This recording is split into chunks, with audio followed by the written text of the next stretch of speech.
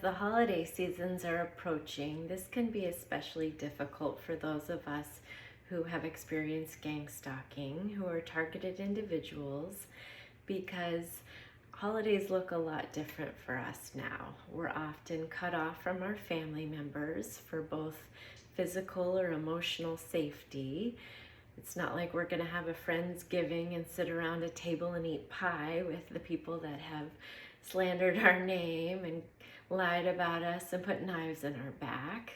And for safety, we're pretty isolated from people because we realized we can't trust most people that were in our lives. And our resources are often affected because they've attacked our livelihood and our housing stability. So life in general looks very different for us, as do holidays. And it can amplify feelings of loneliness, isolation. It can make us reflect on or miss certain traditions, things we used to do on the holidays. And it can put us in a sad place, in a sad mentality. But I've been able to find ways to develop new perspectives, new traditions, so that I can still enjoy the holidays and have something to look forward to and to celebrate and to not feel so much sorrow during these seasons. So I thought I would share a few ideas that I've discovered, and maybe they'll be helpful to you. For example, on my birthday, I could focus on being sad and feeling despair that my friends or family didn't call to recognize my birthday as they have for many, many years before. So what I started doing is I started celebrating what I call my rebirth. Because after you've been through something so traumatic as being gang stalked, you essentially are reborn. You see the world differently, you see people differently, you have a completely different perspective on things, you have a new trust in yourself and your instincts. And so I celebrate this new version of me on my birthday. What I've grown from, how much stronger I am, how much more I trust myself, what I've been protected from, and learn to love this new version of me that is much more discerning of other people, this rebirth of who I am, because I'm a better version of myself coming out of such difficult circumstances, and that deserves to be celebrated. In the month of November, I keep a gratitude journal. So separate from my journal, my regular journal where I put all my pain and sorrow and vent in that journal, my gratitude journal is simply focusing on all the beautiful blessings, large and small. And they can be as simple things as having my health, waking up, being safe through the night, being able to see and hear and speak, having a meal that tasted good, someone smiled at me, someone was kind to me, the weather was nice. Any simple and small blessing that I can identify. And in doing so, the more we start to see those blessings, we'll see even more of them. We become more and more aware of them. And it can help us to feel happy. And when you're having a hard time, it can be helpful to look at that gratitude journal and reflect back on days that were happier days. And in December, I try to focus on still enjoying the Christmas music I like. I love the lights on the Christmas tree, as you can see. I put mine up early. And normally I would be decorating the tree with ornaments that are sentimental that my kids have made. The little gingerbread men with raisin eyes that are kind of deformed because they've been stored for so many years. But it's just too painful to have those ornaments out at this time. So what I'm doing this year is I'm doing a pine cone tree.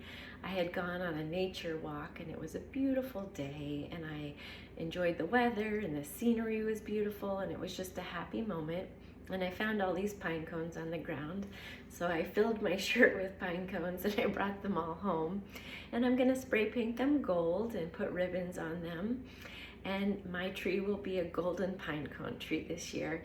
And when I look at it, I can reflect on that really happy nature walk. It can be a memory of something positive every time I look at that tree. And it's a new tradition for me at this time.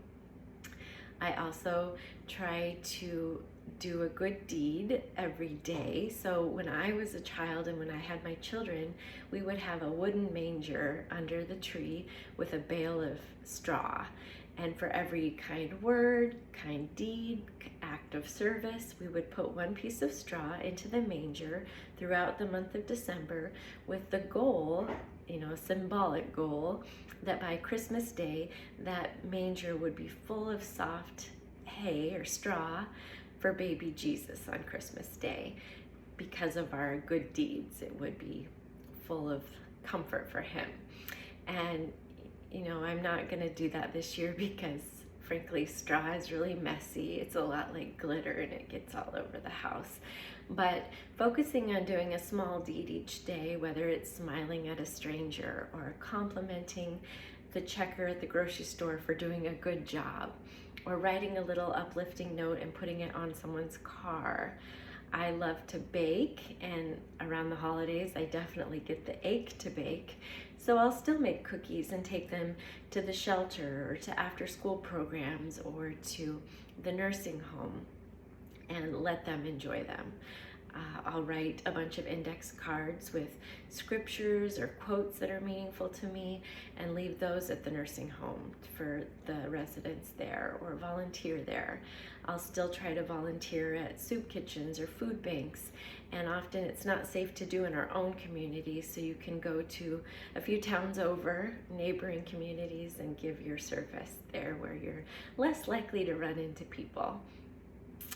And if you have the resources and gift giving is something that's important to you, you can get one of those tags on the angel tree for a child and put together a special Christmas for a child that's struggling and make it special for them. I crochet, so I'll get those $2 skeins of washable yarn and make little washcloths and tie a ribbon on them and donate them to the homeless shelter for those that are transitioning into housing as a very simple little gift for their home.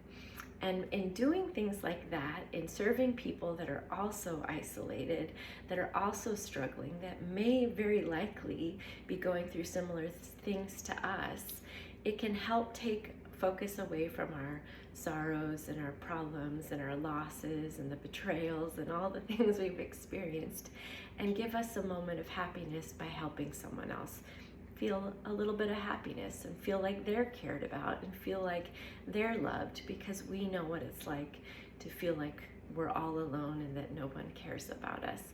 But God, He cares. And I just find that in doing these things and recognizing that we have reason to celebrate, that we are survivors, look at what we've overcome, and creating new traditions, new things to look forward to. We can still make the foods that we loved on the holidays with our families and have them for ourselves. We can still listen to Christmas music or go listen to carolers that are singing downtown, walk around the mall and feel the Christmas energy. Just doing things that still allow us to enjoy the seasons in a new way that celebrates us. On New Year's Eve, when everyone was going out and celebrating, I went to the gym and no one was there. I had the gym to myself and it was great. And I did an extra hard workout and focused on, getting an early start for my New Year's fitness goals. And I just wanted to be really sore for New Year's Day. And it was a great memory. I really enjoyed myself. And, afterward I came back and put on some comfy jammies and watched a baking show and did a face mask and stayed up late and watched some New Year shows. And it was a good memory. It was a good experience. And it really comes down to celebrating ourselves and who we are, because we're different after going through targeting, and acknowledging those changes within us and recognizing just how amazing we are, that we've overcome, that we've been protected from so many things, and we still have reason to celebrate.